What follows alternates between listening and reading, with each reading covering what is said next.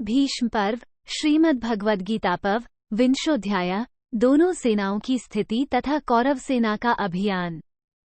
धृतराष्ट्र ने पूछा, संजय, सूर्योदय के समय किस पक्ष के योद्धा युद्ध की इच्छा से अधिक हर्ष का अनुभव करते हुए जान पड़ते थे? भीष्म के नेतृत्व में निकट आए हुए मेरे सैनिक अथवा भीमसेन की अध्यक्षता में आने वाले पांडव सैनिक? उस समय कौन अधिक प्रसन्न थे?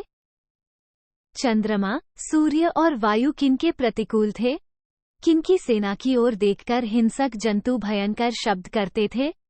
किस पक्ष के नवयुवकों के मुख की कांति प्रसन्न थी?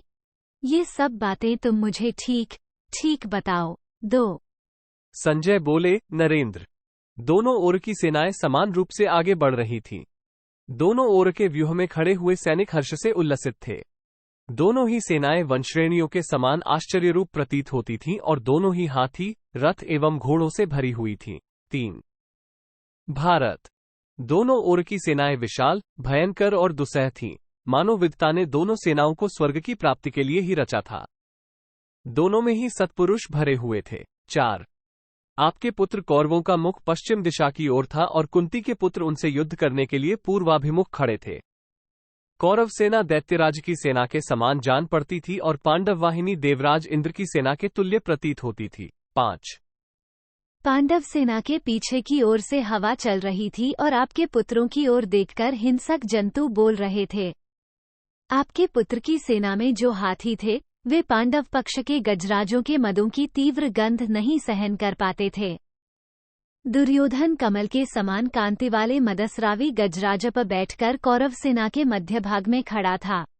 उसके हाथी पर सोने का हौदा कसा हुआ था और पीठ पर सोने की जाली बिछी हुई थी।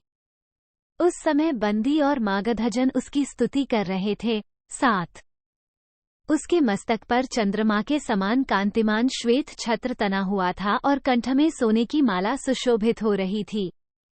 गांधौराज शकुनी गैंगधार देश के पर्वतीय योद्धाओं के साथ आकर दुर्योधन को सब ओर से घेरकर चल रहा था। 8 हमारी संपूर्ण सेना के आगे बूढ़े पितामह भीष्म थे। उनके सिर पर श्वेत रंग की पगड़ी थी और श्वेत वर्ण का ही छत्र तना हुआ था। उनके धनुष और खड्ग भी श्वेत ही थे। वे श्वेत शैल के समान प्रकाशित होने वाले श्वेत घोड़ों और श्वेत ध्वज से सुशोभित हो रहे थे। 9 उनकी सेना में आपके सभी पुत्र, बाहलिक सेना का एक अंश, शल और अम्बष्ट, सौवीर, सिंधु तथा पंचंद देश के शूरवीर क्षत्रिय विद्यमान थे। 10 उनके पीछे प्रायः समस्त राजाओं के गुरु, उदार हृदय वाले महामना द्रोणाचार्य हाथ में धनुष लिए लाल घोड़ों से जुते हुए सुवर्णमय रथ में बैठकर भूमिपाल की भांति युद्ध के लिए जा रहे थे। 11 वृद्ध क्षत्र का पुत्र जयद्रथ, भूरिश्रवा, पुरुमित्र, जय, शाल्व और मत्स्यदेशीय क्षत्रिय तथा सब भाई केकय राजकुमार युद्ध की इच्छा से हाथियों के समूहों को साथ ले संपूर्ण सेना के मध्य भाग में स्थित थे।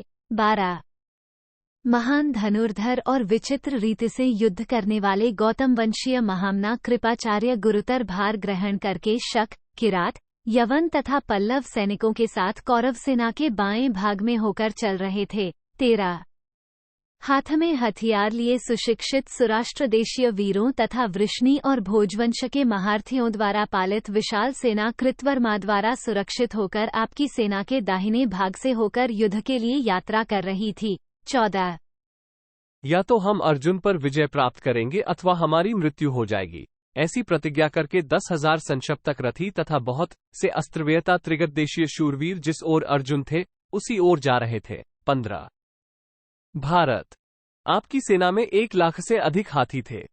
एक हाथी के साथ 100 रथ थे और एक रथ के साथ 100 घोड़े थे। 16 प्रत्येक अश्व के पीछे 10 धनुर्धर और प्रत्येक धनुर्धर के साथ 100 पैदल सैनिक नियुक्त किए गए थे, जो ढाल तलवार लिए रहते थे।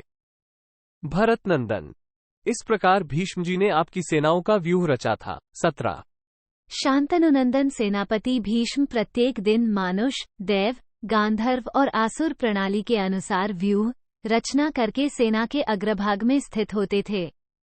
भीष्म द्वारा रचित कौरव सेना का वह व्यूह महारथियों के समुदाय से संपन्न हो समुद्र के समान गर्जना करता था। युद्ध में उसका मुख पश्चिम की ओर था। 18-19 नरेंद्र, आपकी सेना अनंत रूप वाली एवं भयंकर थी, पांडवों की वैसी नहीं थी।